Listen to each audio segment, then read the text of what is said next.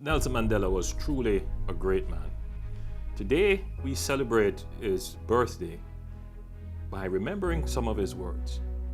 He said, "In this new century, millions of people in the world's poorest countries remain imprisoned, enslaved, and in chains. They are trapped in the prison of poverty. It is time to set them free. Like slavery and apartheid, poverty is not natural. It is man-made, and it can be overcome and eradicated by the actions of human beings. And overcoming poverty is not a gesture of charity.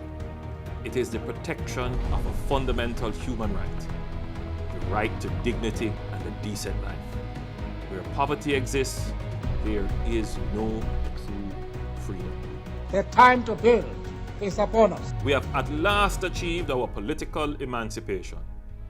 We pledge ourselves to liberate all our people from the continued bondage of poverty, deprivation, and suffering.